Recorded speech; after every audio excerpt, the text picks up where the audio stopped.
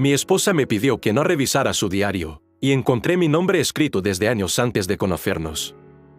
Hay reglas no escritas en cualquier relación sana.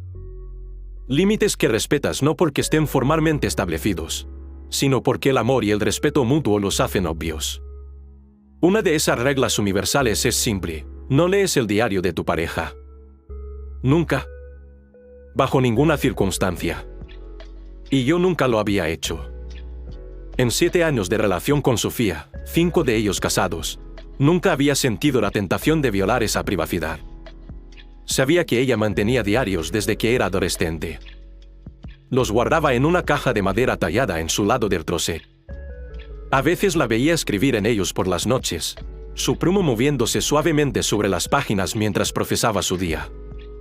Era su espacio seguro, su lugar privado para procesar pensamientos y emociones.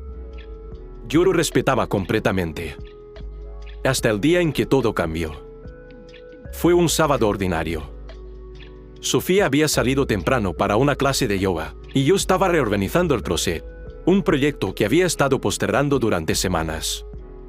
Mientras movía cajas y reorganizaba estantes, la caja de madera tallada de Sofía se cayó accidentalmente, derramando su contenido por el piso del closet.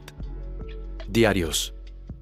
Docenas de ellos, en diferentes colores y tamaños, algunos nuevos, otros claramente viejos con páginas amarillentas. Me arrodillé para recogerlos, intentando no mirar las páginas abiertas, respetando su privacidad incluso en el accidente. Pero entonces vi algo que me hizo detenerme por completo. Uno de los diarios más viejos había caído abierto en una página fechada en 2011. Casi una década atrás, 4 años antes de que Sofía y yo nos conociéramos. Y allí, en su inconfundible escritura cursiva, estaba mi nombre. Andrés llegó hoy del trabajo cansado, pero aún así me preguntó sobre mi día. Siempre pregunta. Siempre escucha realmente. Mi corazón comenzó a latir más rápido.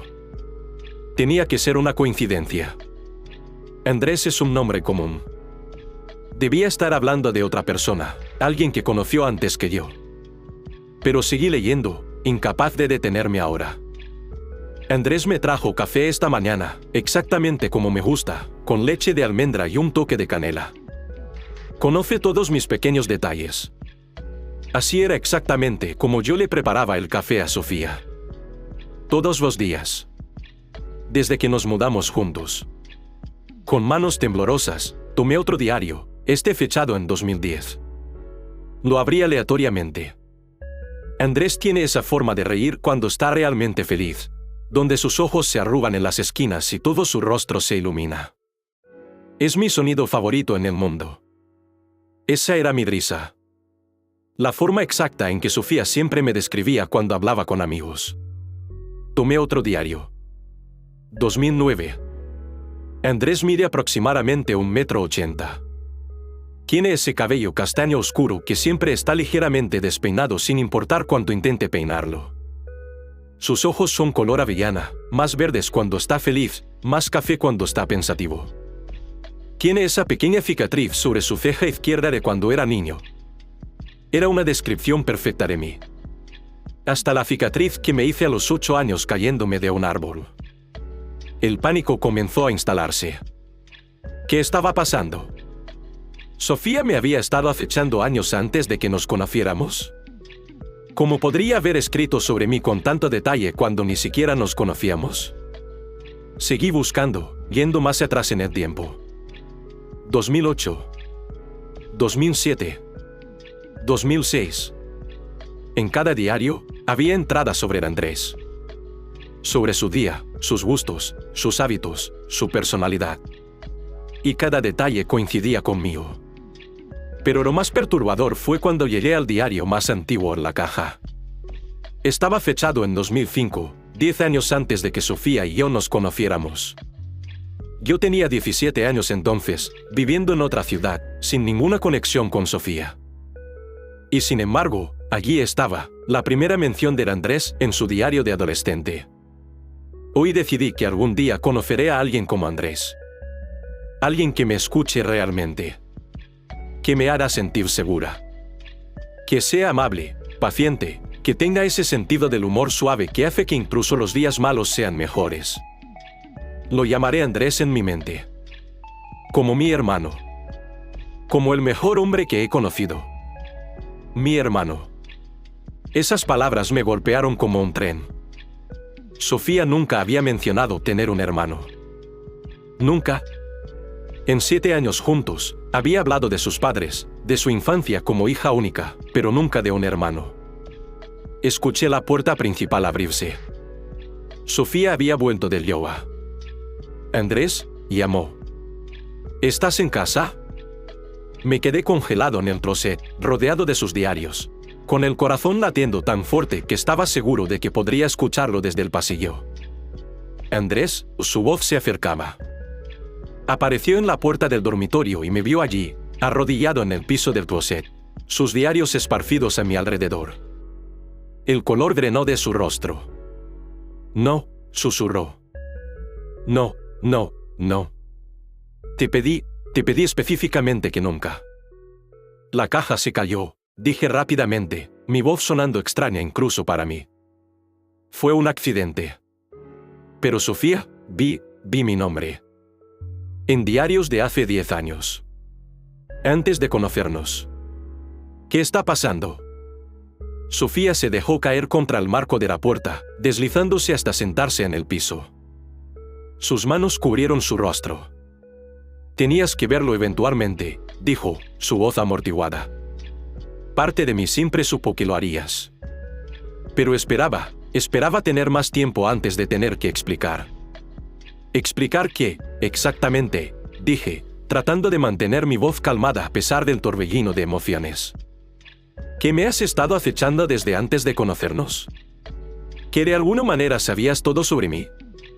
No, dijo Sofía, bajando las manos y mirándome con ojos llenos de lágrimas. No te estaba acechando. No sabía nada sobre ti. Porque tú no eras real. No se suponía que fuera real. No entiendo. Sofía tomó una respiración profunda y temblorosa. Necesito contarte sobre mi hermano. Sobre Andrés. El Andrés real. El primero. Y entonces comenzó a hablar, y la historia que contó cambió todo lo que pensaba que sabía sobre mi esposa. Sofía no era hija única. Había tenido un hermano mayor, Andrés, que era 8 años mayor que ella. Cuando Sofía nació, Andrés tenía 8 años y desde el primer día, la adoró. Fue el hermano mayor perfecto, protector, cariñoso, siempre presente. Era mi héroe, dijo Sofía, lágrimas corriendo por su rostro ahora. Cuando mamá y papá peleaban, lo cual era frecuente, Andrés me llevaba a mi habitación y me contaba historias hasta que me quedaba dormida. Cuando los niños en la escuela eran crueles conmigo, él aparecía y los enfrentaba. Cuando tuve mi primer desamor a los 12 años, él me compró helado y vimos películas toda la noche. ¿Qué le pasó?, pregunté suavemente, aunque parte de mí ya sabía que esta historia no tenía un final feliz. Accidente de motocicleta, dijo Sofía, su voz quebrándose. Tenía 20 años. Yo tenía 12. Venía a recogerme de una fiesta de pijamas cuando un conductor ebrio se pasó un semáforo en rojo. Murió instantáneamente. Ni siquiera llegó a recogerme. Me quedé esperándolo durante horas hasta que mis padres finalmente llegaron a decirme qué había pasado. Dios, Sofía. Lo siento tanto. La pérdida casi me destruyó, continuó. Caí en una depresión profunda. Dejé de comer, de hablar. Mis padres finalmente me llevaron a terapia. La doctora Méndez fue mi terapeuta durante años. Ella me ayudó a procesar el duelo, pero también me dio una técnica de afrontamiento. Los diarios, dije, comenzando a entender. Sofía asintió. Me dijo que escribiera sobre Andrés. Sobre memorias que tenía con él. Sobre cómo me hacía sentir. Sobre las lecciones que me había enseñado. Dijo que mantenerlo vivo en mi escritura podría ayudarme a procesar la pérdida sin perder la conexión con él. ¿Pero por qué escribes sobre él en tiempo presente? Como si todavía estuviera vivo. Esa fue idea de la doctora Méndez también. Dijo que a veces, especialmente cuando estaba teniendo días difíciles, podría ayudar a imaginar qué haría Andrés en ciertas situaciones. ¿Qué consejo me daría? ¿Cómo me consolaría? Así que empecé a escribir entradas como si él todavía estuviera allí. Como si llegara a casa del trabajo y me preguntara sobre mi día. Como si me trajera café cuando me sentía mal. Como si todavía estuviera cuidándome. Las piezas comenzaban a encajar, pero todavía había algo que no tenía sentido. ¿Pero la descripción física? No estás describiendo a tu hermano en esos diarios. Me estás describiendo a mí. Sofía cerró los ojos. Aquí es donde se pone complicado. Y donde probablemente pensarás que estoy completamente loca. Intenta explicar, dije, mi voz más suave ahora. Quiero entender. Cuando tenía 17, 5 años después de que Andrés muriera, la doctora Méndez sugirió que tal vez era tiempo de empezar a dejar ir la versión de mi hermano que había estado manteniendo viva en mis diarios. Dijo que escribir sobre él en pasado, sobre memorias reales, era saludable. Pero seguir imaginando interacciones presentes con él podría estar impidiéndome avanzar. ¿Y qué hiciste? No podía simplemente dejar de escribir sobre él. Era mi principal mecanismo de afrontamiento. Así que, hice algo diferente. Empecé a escribir sobre una versión futura. Sobre el tipo de hombre que algún día podría conocer, que tendría las cualidades que tanto amaba en mi hermano. Bondad, paciencia, ese humor suave. Lo llamé Andrés en los diarios como homenaje a mi hermano, pero estaba escribiendo sobre una pareja hipotética. Mi pareja ideal del futuro. Y me describiste. Específicamente. Esa es la parte que ni siquiera yo entiendo completamente, admitió Sofía. Al principio, mis descripciones eran vagas. Solo personalidad, valores, cómo me haría sentir. Pero con el tiempo, a medida que escribía más y más, los detalles se volvieron más específicos. Su altura, su complexión, el color de su cabello y ojos. Esa risa específica. Incluso esa cicatriz sobre la ceja. ¿Cómo es eso posible? No lo sé, dijo Sofía, su voz apenas un susurro. He pensado en esto miles de veces. La doctora Méndez tenía una teoría. Dijo que tal vez, subconscientemente, estaba construyendo una imagen compuesta basada en personas que veía. Actores en películas, personas en la calle, compañeros de clase. Que mi mente estaba tomando características de diferentes personas que me atraían y construyendo esta persona ideal imaginaria. ¿Y luego me conociste? Sofía asintió, lágrimas fluyendo libremente ahora. 3 años después de empezar a escribir sobre él, Andrés Futuro, te conocí en esa cafetería. ¿Recuerdas? Chocaste conmigo accidentalmente y derramé mi café por todas partes. Te disculpaste profusamente, insististe en comprarme uno nuevo. Empezamos a hablar. Recordaba ese día perfectamente. Había sido uno de esos momentos de conexión instantánea que raras veces suceden en la vida real. Y cuando te presentaste, continuó Sofía, cuando dijiste, hola, soy Andrés, pensé que iba a desmayarme. El nombre solo ya era una coincidencia increíble. Pero luego, mientras hablábamos, empecé a notar otras cosas. Tu altura. Tu cabello. Tus ojos. La forma en que reías.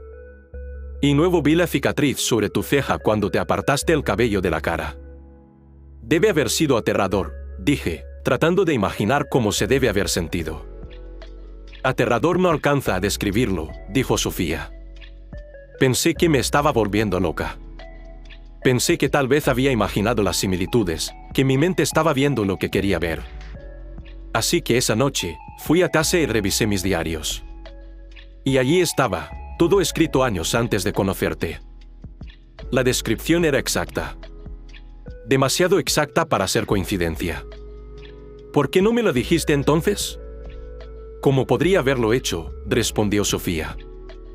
Imagina que te digo en nuestra primera cita, oye, por cierto, he estado escribiendo sobre alguien exactamente como tú durante años en mis diarios como mecanismo de afrontamiento por la muerte de mi hermano. Habrías corrido en la dirección opuesta. Cualquier persona razonable lo habría hecho. Tenía un punto. Entonces simplemente, seguiste adelante como si nada. No exactamente. Volví a terapia. Le conté a la doctora Méndez lo que había pasado. Ella estaba tan sorprendida como yo. Teorizó varias cosas: coincidencia extrema, memoria selectiva de mi parte, confirmación sesgada. Pero al final, no podía explicarlo definitivamente. Nadie podía. ¿Y ella te aconsejó qué hacer? Me preguntó qué sentía por ti, aparte de la extraña conexión con mis diarios.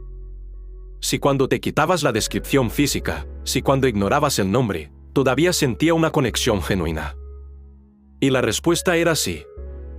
Me gustabas por quien eras, no porque encajabas con alguna lista de verificación imaginaria. Pero debe haber sido extraño. Salir conmigo, conocerme, mientras sabías todo esto. Lo fue al principio, admitió Sofía. Cada vez que hacías algo que había escrito en los diarios, me hacía temblar. Como la primera vez que me preparaste café exactamente como me gusta sin que te lo dijera. O cuando me contaste sobre tu familia y tus valores coincidían perfectamente con lo que había imaginado. Era como vivir en una realidad alternativa donde mis escritos se habían hecho realidad. Cuando dejó de ser extraño. Cuando me di cuenta de que eres tu propia persona, no un personaje de mis diarios. Tú tienes toda tu propia historia, tu familia, tus experiencias que te hicieron quien eres. Sí, hay similitudes asombrosas con lo que escribí. Pero también hay diferencias. Cosas sobre ti que nunca imaginé, que nunca podría haber escrito porque son únicamente tuyas. Me senté allí, tratando de procesar todo esto. Mi esposa había estado escribiendo sobre alguien inquietantemente similar a mí durante años antes de conocernos. Había imaginado una pareja ideal basada en su difunto hermano, y de alguna manera, esa persona imaginaria había coincidido con la persona real que eventualmente conocería. Era demasiado específico para ser coincidencia. Pero también era demasiado imposible para ser cualquier otra cosa. Me elegiste porque encajaba con tu fantasía, pregunté finalmente, la pregunta que me había estado carcomiendo. ¿O me amas realmente por quién soy? Sofía se arrastró hacia mí, tomando mis manos en las suyas. Te amo por quién eres, Andrés. No por quién imaginé que serías. Sí, las similitudes iniciales fueron impactantes, incluso aterradoras. Pero me enamoré de ti, de la persona real. De tu amabilidad genuina, de tu forma de hacer chistes malos que de todos modos me hacen reír. De cómo duermes con un pie fuera de las cobijas y roncas ligeramente cuando estás muy cansado. De cómo lloras durante películas tristes y luego finges que solo tenías algo en el ojo. Sonreí a pesar de todo. Odio que notes el ronquido. He pasado años en terapia procesando esto, continuó Sofía. La doctora Méndez me ayudó a separar al Andrés imaginario de mis diarios del Andrés real con quien me casé. Me ayudó a entender que incluso si subconscientemente creo una imagen compuesta que de alguna manera predijo características tuyas, eso no hace que nuestro amor sea menos real. No hace que tú seas menos real. Pero ¿cómo explicas las especificidades? La cicatriz, por ejemplo. ¿Cómo podrías haber sabido sobre eso? No lo sé, dijo Sofía honestamente. La doctora Méndez cree que tal vez vi a alguien con una cicatriz similar años antes y lo registré subconscientemente. O tal vez es solo una coincidencia increíble. O tal vez... Se detuvo, luciendo casi avergonzada. Tal vez que... Tal vez hay cosas en el universo que no podemos explicar completamente. Tal vez hay patrones, conexiones que van más allá de nuestro entendimiento. No estoy diciendo que creo en destino o almas gemelas o algo así. Pero tampoco puedo descartar completamente que tal vez, de alguna forma que no entiendo, yo estaba, no sé, sintonizando con alguien que eventualmente conocería. Era una explicación que no explicaba nada, pero de alguna manera tenía sentido. A veces la vida presenta coincidencias tan específicas que buscar explicaciones racionales se vuelve casi más absurdo que simplemente aceptar el misterio. ¿Por qué no me lo dijiste después de que empezamos a salir en serio?, pregunté. ¿O cuando nos comprometimos? ¿O en cualquier momento durante estos 7 años? Tuve miedo, admitió Sofía. Miedo de que cambiaría como me ves. Miedo de que empezaras a cuestionar si nuestro amor es real o solo el cumplimiento de alguna profecía autocumplida extraña. Miedo de que te sintieras como, no sé, como un objeto en lugar de una persona. No me siento como un objeto, dije lentamente, procesando mis emociones. Me siento confundido. Un poco inquieto. Pero también extrañamente conmovido. Conmovido. Tu hermano debe haber sido una persona increíble, dije. Para inspirarte a imaginar una pareja con sus mejores cualidades. Para dejar tal impacto que toda tu idea de amor y compañerismo se basara en cómo te trataba. Eso habla de cuán especial era tu relación con él. Sofía comenzó a llorar de nuevo, pero esta vez parecían lágrimas de alivio. Lo era. Era la mejor persona que conocí. Y cuando murió, pensé que nunca volvería a sentirme tan segura, tan amada incondicionalmente. Y ahora tengo eso contigo. Pero no porque esté reemplazando a mi hermano o porque estés cumpliendo alguna fantasía. Sino porque eres tú. Porque elegiste amarme, y yo elegí amarte de vuelta. Las similitudes con lo que escribí son, no sé. Serendipia. Suerte increíble. El universo siendo raro.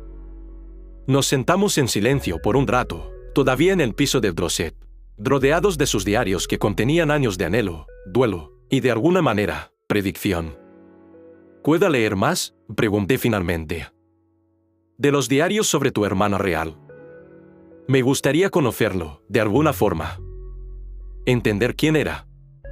Sofía asintió, alcanzando los diarios más antiguos. Estos son de justo después de que murió. Son duros de leer. Mucho dolor crudo. Pero también hay historias hermosas sobre él. Sobre nosotros como hermanos. Pasamos las siguientes horas leyendo juntos. Sofía me contaba historias de su infancia con Andrés, señalando entradas en los diarios que capturaban momentos específicos.